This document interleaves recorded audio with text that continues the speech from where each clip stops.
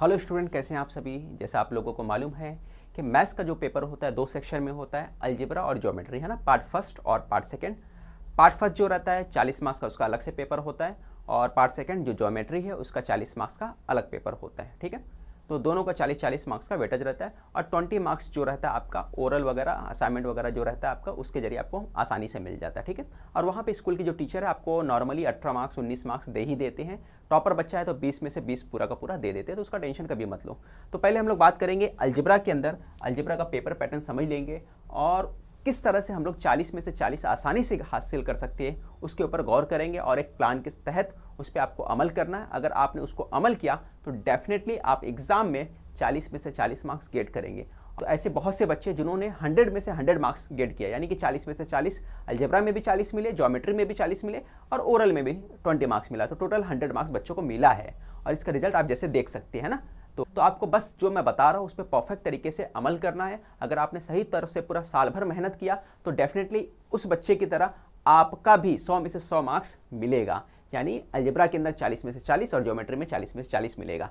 चलो देखते हैं कैसे करना है। तो सबसे पहले आपको समझना पड़ेगा, क्वेश्चन नंबर 1 जो होता है बच्चों, 4 क्वेश्चन आते हैं, एक एक मार्क्स के 4 क्वेश्चन करने रहते हैं कंपलसरी। हर क्वेश्चन पे 1 मार्क्स मिलता है।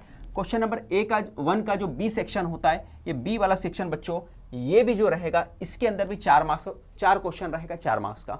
तो कंपलसरी क्वेश्चन रहते हैं, यानी टोटल 8 मार्क्स का जो क्वेश्चन है ये कंपलसरी आपको करना ही करना है। इसमें ऑप्शन नहीं देता है, तो आसान रहते। जो टॉपर बच्चे रहते हैं उनको फंसने की जरूरत नहीं, यहाँ पे फंसते भी नहीं हो, ठीक है, वो आसानी से कर लेते हैं, ठीक है। तो इसमें प्रॉब्लम नहीं होता। फिर क्वेश्चन नंबर 2 जो होता है, पहला जो सेक्शन है जिसमें ये होता है activity based question. Activity based question उसको बोलते हैं जो फिलअप वाले क्वेश्चन होते हैं, यानी जिसमें फिल करना रहता है, बहुत आसान होते हैं, वो आसानी से हो जाता है, ठीक है।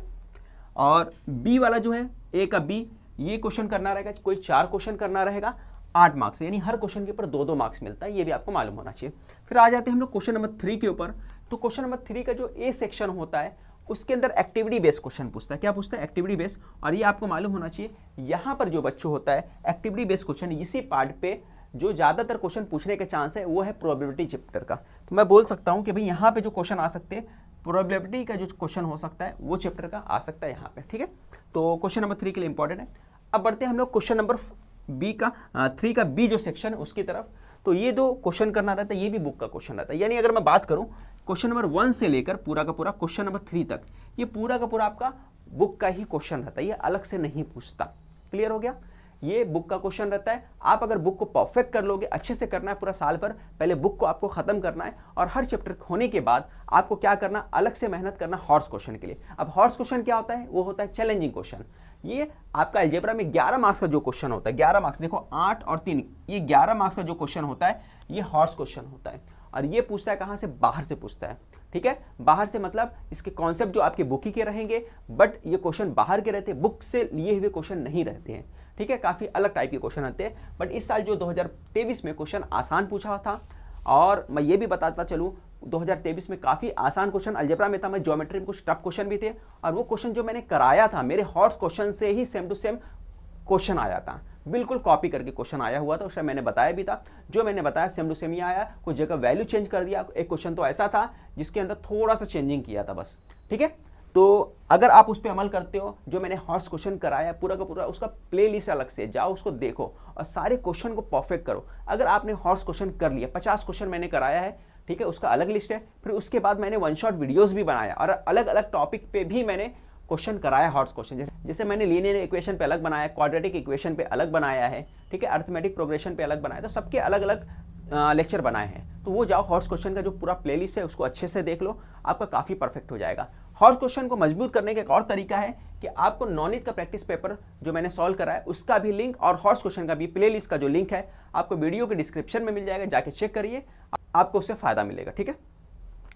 तो आपको क्या करना, हॉर्स क्वेश्चन को मजबूत करने के लिए 2 ही तरीका है। आपको क्या करना, मेरा जो प्लेलिस्ट है हॉर्स क्वेश्चन का उसको कर लेना, दूसरा नवनीत का प्रैक्टिस पेपर जो मैंने सॉल्व करा है उसको कर लेना है। इसके अलावा मैंने तीसरा चीज भी आप कर सकते हो, और परफेक्ट बनाना है तो मैंने सिंपल पेपर कराया है, उसको भी आप कर सकते हो, और आगे मैं सिंपल पेपर कराऊंगा भी, दिसंबर का जो महीना रहेगा तब कराऊंगा मैं। और आपको समझना पड़ेगा, देखो दिसंबर से पहले पहले आपको अपना सिलेबस कंप्लीट करना पड़ेगा।